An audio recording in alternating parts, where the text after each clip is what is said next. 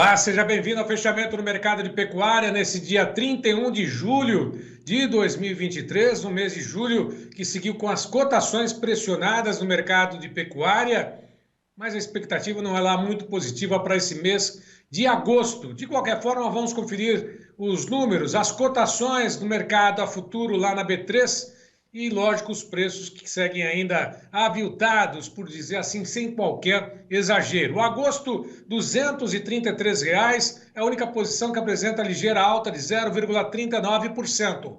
Setembro a 232,50 por arroba, 1,55 de queda. Outubro, 232,80, 1,25 de queda também. Alta geralmente registrada nesse mesmo período para entre safra no vencimento futuro de outubro. Não acontece isso, mas novembro, que já aparece agora na tela, vencimento seguinte, 236,90, queda de 1%. Quanto ao mercado físico, negociações também seguiram pressionadas. São Paulo Barretos, Araçatuba à vista, arroba 229,50, 231,50 no prazo, já descontado. Minas Gerais ao norte, 205 à vista, 207 no prazo. Goiânia, 214,50 à vista, 216,50 no prazo. Campo Grande, 224,50 à vista, 226,50 no prazo. Próxima tela, mais 4 praças de comercialização. Oeste da Bahia, R$ 205 por arroba à vista, 207 no prazo. MT ao norte, 205 à vista, 207 no prazo. Paragominas, 210 à vista, 212 no prazo. Tocantins ao norte, R$ 195 por arroba à vista, 197 no prazo. O mercado segue, portanto, operando nesse momento nas negociações derradeiras no ajuste no mês de julho, apresentando queda para a arroba do boi gordo. Vamos saber o que reserva esse mês de agosto? Como é que está esse mercado? O que tem de novidades? Se há que de destacar alguma informação positiva? Vamos às informações do Iberville Neto. Boa tarde, Iberville. Como é que está esse mercado do boi gordo? Olá, Braga, olá a todos. Braga, começo de semana parado, o que é típico, e com esse cenário de pressão de baixa acaba sendo intensificado, né?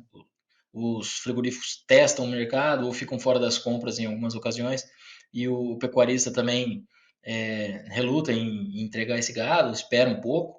A gente tem a indicação desse início de semana é de que os frigoríficos vão seguir testando as cotações nos próximos dias, mas a gente tem que esperar o mercado começar efetivamente, o que normalmente a gente considera que é a terça-feira, né? A segunda-feira é aquela ligação para ver como é que está o mercado por parte do pecuarista, o frigorífico também aguardando, dando uma analisada na situação para ver se ele vai se posicionar pressionando um pouco mais ou não.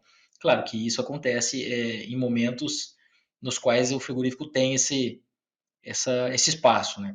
Quando a gente considera as escalas aqui em São Paulo, elas estão sendo feitas para a próxima semana. Então, a gente não está falando em geral de escalas excessivamente longas, mas são escalas que permitem essa continuidade dos testes e o mercado segue, vamos dizer, sem grande preocupação no momento, até o momento, para a indústria frigorífica conseguir manter as suas programações aí em um nível razoavelmente confortável, pelo menos que permita aí seguir com algum teste de valor menor, tá? Mas o mercado, de maneira geral, em termos de precificação, em termos de volume de negócio, ele começou em banho-maria, né? A gente não pode dizer que o mercado teve grande alteração nessa segunda-feira, nem para um lado nem para o outro, pelo volume mínimo de negócios.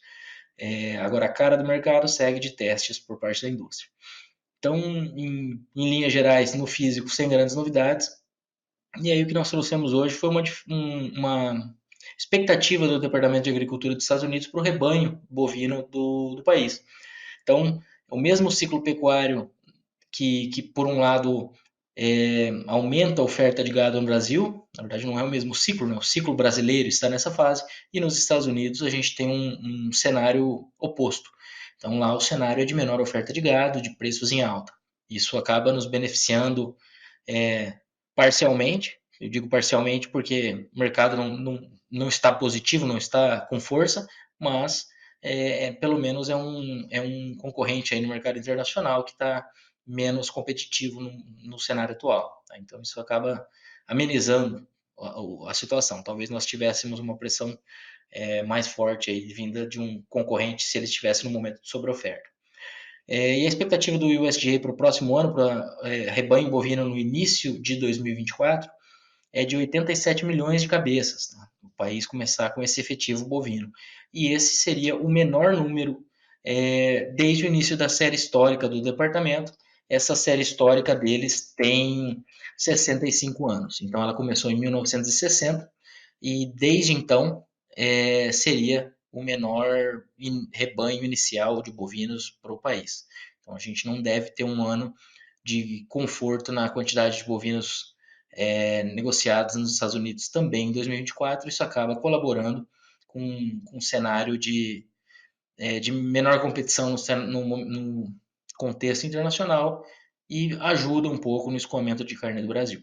A gente tem que ponderar que a Austrália tem aumentado sua oferta, passou por momentos de redução de oferta de gado forte nos últimos anos e agora tem aumentado a oferta e preços, e trabalhado com preços mais competitivos frente aos últimos anos, que tiveram historicamente altos. Então, são ponderações que a gente tem sobre o mercado internacional. Os Estados Unidos deve seguir com oferta enxuta. A Austrália, as projeções do USDA são de aumento de embarques esse ano. A gente já tem os dados parciais também com aumentos da oferta do país. E a gente tem que acompanhar como que isso vai evoluir. Pensando em clima, em Austrália, o El Niño ele costuma atrasar a chegada das chuvas no país. Então, nos próximos meses, a gente tem que ver como que isso vai impactar o cenário da pecuária lá, mas, por enquanto, e com os dados parciais, nós temos aí um ano de acréscimo no volume embarcado pela Austrália. Tá? E, por outro lado, os Estados Unidos falam de importações maiores do que exportações para o país, ou seja, ele passa de um exportador líquido, que foi no último ano, para um importador líquido de carne. Lembrando que o país tanto exporta bastante como importa bastante. Tá? Então, seriam algumas ponderações sobre o mercado internacional. O mercado doméstico segue nessa toada de pressão de baixa e mercado brigado, com volume mínimo de negócios nessa segunda-feira. Por hoje é só, um abraço e até a próxima.